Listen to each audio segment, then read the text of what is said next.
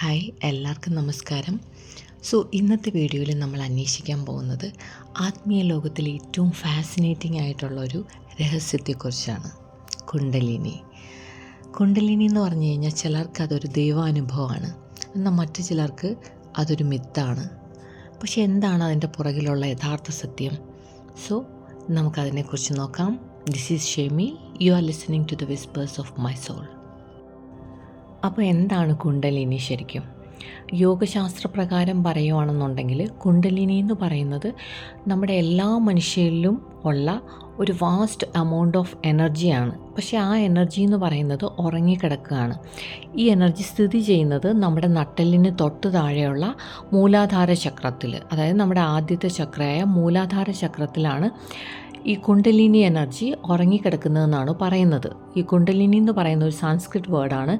അപ്പോൾ അതിൻ്റെ അർത്ഥം എന്ന് വെച്ചാൽ കുണ്ടല രൂപത്തിലുള്ള ഒരു ശക്തി. കുണ്ടല രൂപം എന്ന് പറഞ്ഞു കഴിഞ്ഞാൽ ചുരുണ്ടിരിക്കുന്ന രൂപത്തിലുള്ള, അല്ലെങ്കിൽ നമ്മൾ സർപ്പരൂപത്തിലുള്ള ഉറങ്ങിക്കിടക്കുന്ന ഒരു എനർജിയാണ് കുണ്ടലിനി എന്നാണ് വിശ്വസിക്കപ്പെടുന്നത്.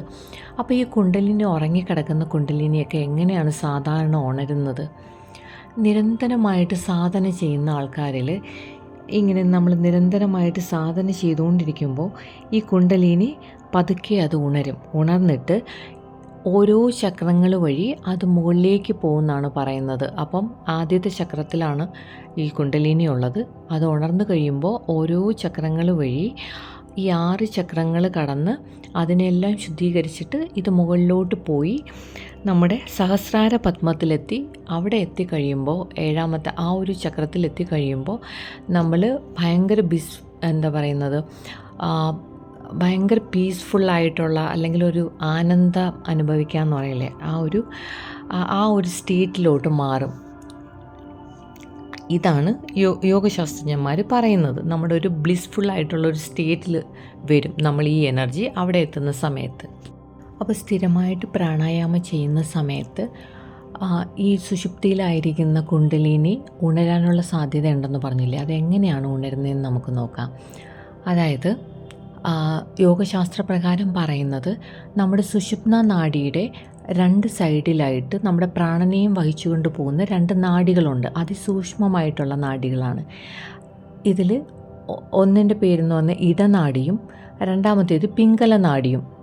ഈ ഇടനാഡി എന്ന് പറയുന്നതിൻ്റെ ദേവതയായിട്ട് ചന്ദ്രനാണ് പറയുന്നത്, അതുകൊണ്ട് അതിനെ ചാന്ദ്രനാഡി എന്നും പറയാറുണ്ട്. ഇനി പിംഗല നാഡിയുടെ ദേവത സൂര്യനായതുകൊണ്ട് അതിനെ സൂര്യനാഡി എന്നും പറയുന്നു.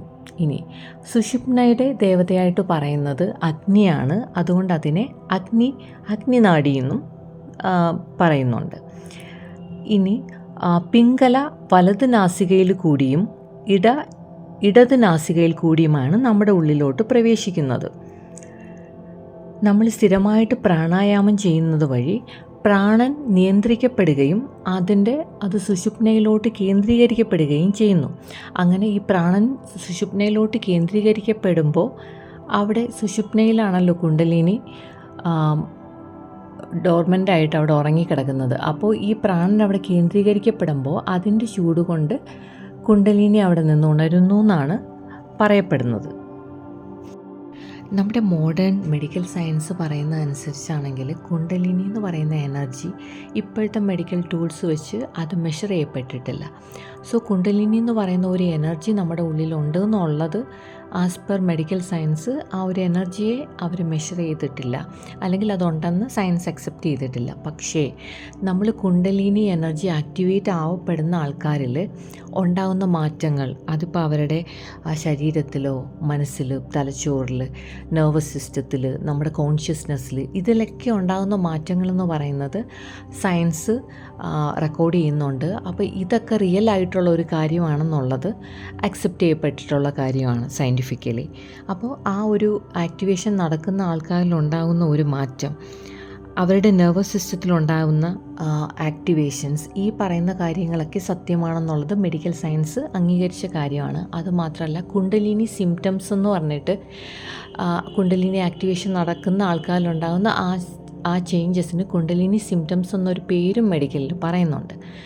പക്ഷേ ഇങ്ങനെയൊക്കെ ആണെങ്കിലും ഈ എക്സ്പീരിയൻസ് എന്ന് പറയുന്നത് നമ്മൾ കുണ്ടലിനി ആക്ടിവേറ്റ് ആയിട്ടുള്ള ആൾക്കാർക്ക് അറിയാം അവർ കടന്നു പോകുന്ന ആ സ്റ്റേറ്റ്. അപ്പോൾ അത് അനുഭവിച്ചറിയുമ്പോൾ അനുഭവിച്ചറിയുന്നവർക്ക് അതിൽ സത്യമാണോ മിഥ്യയാണോ എന്ന് നോക്കേണ്ട കാര്യമില്ല.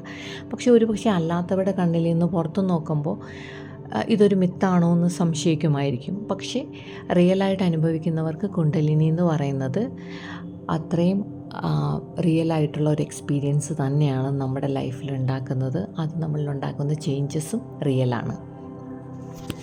കുണ്ടലിനിയുടെ ആക്ടിവേഷനും അത് കഴിഞ്ഞിട്ടുള്ള കാര്യങ്ങളും നമ്മുടെ എക്സ്പീരിയൻസസും അങ്ങനെയുള്ള കാര്യങ്ങളൊക്കെ അടുത്ത വീഡിയോസിൽ ഞാൻ ഡിസ്കസ് ചെയ്യുന്നതായിരിക്കും.